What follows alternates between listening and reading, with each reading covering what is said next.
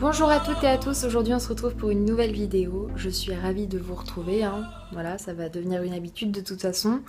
Écoutez, aujourd'hui il fait plutôt beau, ça fait du bien. Parce que franchement la pluie, l'hiver, le froid, tout ça, ça commençait vraiment à me gaver. Je sais pas vous, mais je pense que je suis pas la seule à penser ça. Je voulais aujourd'hui filmer un peu différemment. Bon, je suis légèrement maquillée, j'avoue que là je suis off, donc j'ai pas trop envie de me maquiller. Donc voilà, si vous voyez que j'ai une tête un peu fatiguée et en mode un peu cool et tout machin, c'est normal. Enfin, je veux dire, ma tête pas forcément cool, mais bref, vous m'avez compris. Si je commence déjà à m'embrouiller dans mes propos, ça va pas le faire, on adore. Je voulais un peu vous parler d'un sujet qui me tient à cœur, c'est en fait l'arrêt du tabac. Ça va faire en fait à peu près 2 ans que j'ai arrêté maintenant. Donc comment j'ai fait pour arrêter de fumer tout simplement. Alors il faut savoir un peu, juste pour que vous connaissiez un peu mon passé de fumeuse, c'est que en gros j'ai quand même commencé à fumer relativement tôt et je vous le déconseille, voilà. Vraiment à partir de 16 ans, ça y est, c'était parti quoi. Et le départ c'était tout bête, c'était avec des copines, voilà, je voulais essayer, voir ce que ça faisait, faire un peu comme les grands. Et puis ouais, il y avait un petit côté rebelle aussi qui me plaisait, donc enfin bref, tout ce qu'on adore. Donc, voilà, c'est vraiment parce que je voulais voir ce que ça faisait, et donc vraiment le côté curieux, enfin curieuse, et en même temps le côté un peu rebelle, voilà. Genre je me la pète, je suis un peu rebelle, et en même temps je veux tenter ce que ça fait de faire comme les adultes, enfin bref. Tout ce qu'on aime, mais ça on s'en rend compte plus tard, hein. Voilà, bien évidemment. J'ai jamais été non plus une grande fumeuse, hein. C'est-à-dire que, bon, de toute façon, fumer reste mauvais pour la santé, il faut pas se le cacher. Quand même, allez, 4 à 5 cigarettes par jour. Donc pour un fumeur, on va dire que ça reste... Non, je vous dis pas ça pour minimiser la chose, hein, mais c'est juste que il y a forcément des personnes qui fument 10 fois plus de cigarettes et dans la norme, enfin dans la moyenne, je restais dans les fumeurs qui fument le moins. Bref, je sais pas si vous comprenez, mais voilà. Bac, j'étais au café, coca, plus cigarettes. Donc le combo gagnant. Hein. C'est vos périodes de stress, hein. Moi je comprends parfaitement que quand on est stressé, bah, on a tendance à soit grignoter plus, soit à fumer plus, etc. Mais on est humain, donc il y a un moment donné, il faut que le stress s'évacue et malheureusement, c'est pas toujours de de la meilleure façon possible, mais on le fait parce qu'il faut que ça sorte. Et moi, c'était à travers la cigarette, tout simplement. En fait, bien comme toutes les jeunes femmes, toutes les jeunes filles et toutes les femmes, en tout cas la majorité, peut-être pas toutes, mais bon, bref, on va dire la majorité. À un moment donné, on passe par un moyen de contraception qui s'appelle la pilule. J'ai employé ce moyen de contraception, sachant que j'ai commencé à le prendre vers à peu près 18 ans, un truc comme ça.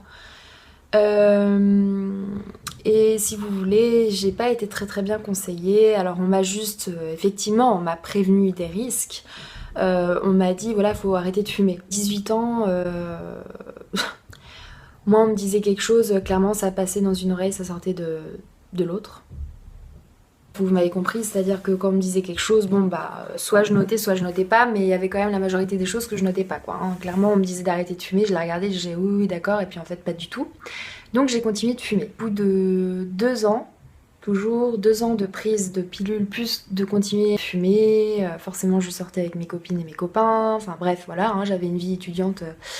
Comme beaucoup de jeunes tout simplement, c'est que j'ai eu de gros problèmes de santé, mais vraiment, j'ai été quand même alitée pendant 2-3 semaines. Je ne pouvais plus aller à mes cours parce que j'étais incapable de marcher. Et finalement, je suis allée à l'hôpital. Je suis restée à peu près 2 bonnes semaines à l'hôpital en urgence tout simplement, puisqu'en fait, j'ai fait 2 embolies pulmonaires avec infection de chaque côté, une thrombose pulmonaire et une phlébite. Et tout ça, on va dire, à cause de la pilule et du tabac. Je suis assez émue de vous en parler parce que j'en parle pas beaucoup. Enfin, mes proches le savent, hein, bien évidemment. Mes amis le savent parce qu'ils m'ont soutenue comme jamais. Et donc, du coup, voilà. Mais c'est vrai que bon, c'est un sujet qui m'est toujours un peu sensible, donc j'ai un peu du mal encore en parler parce que ça m'a beaucoup marqué tout simplement. Surtout qu'au début je savais pas tout ça, je pensais pas que ça allait m'arriver, hein. De toute façon on pense toujours que ça arrive aux autres et jamais à soi, et puis quand ça t'arrive dans la tronche, bah tu te dis merde. Je me retrouvais là-dedans à l'hôpital et c'était vraiment très difficile, c'était très dur, je comprenais pas ce qui m'arrivait. Et puis surtout d'accepter tout ça, enfin moi j'ai senti que c'était extrêmement grave et que voilà, fallait arrêter quoi. Finalement, on m'a expliqué pourquoi et tout simplement c'était la prise du tabac et de la pilule. Et c'est pas un mythe, vraiment pas.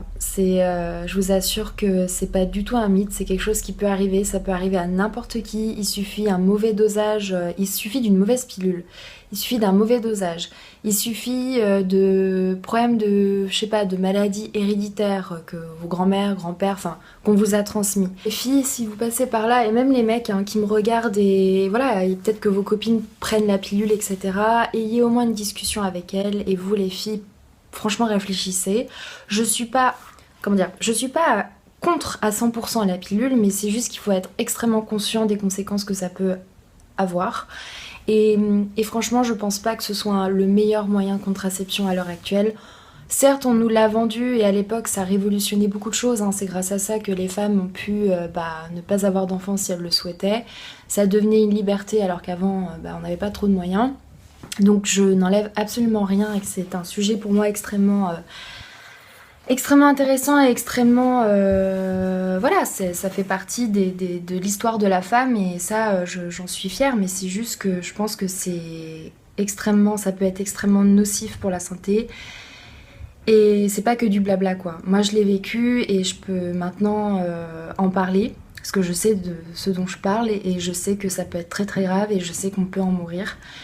Donc c'est voilà, à prendre vraiment en considération. Quand vous avez décidé de la prendre, tout simplement, vous vous renseignez, vous posez toutes les questions au gynéco.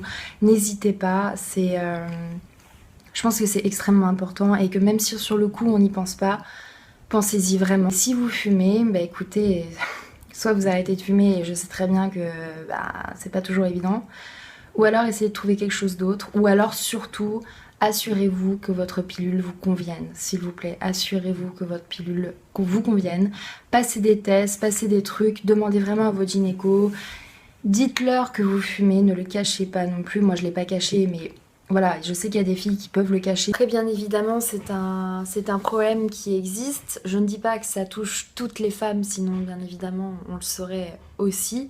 Mais c'est un risque qui peut arriver et voilà, je voulais vraiment vous en parler parce que c'est pas du mytho et ça arrive vraiment, ça peut arriver à n'importe qui. Donc suite à cette hospitalisation, j'ai fini par sortir. En plus ma phlébite, laisse tomber, j'avais une jambe mais énorme, je pouvais à peine marcher avec. Donc voilà, j'ai pas laissé aller, j'ai repris les cours et tout machin. En tout cas voilà, je voulais vraiment vous parler de ce sujet. N'hésitez pas à me laisser des commentaires si vous le souhaitez, je vous répondrai avec grand plaisir. D'ici là, je vous embrasse très très fort et à bientôt. Salut!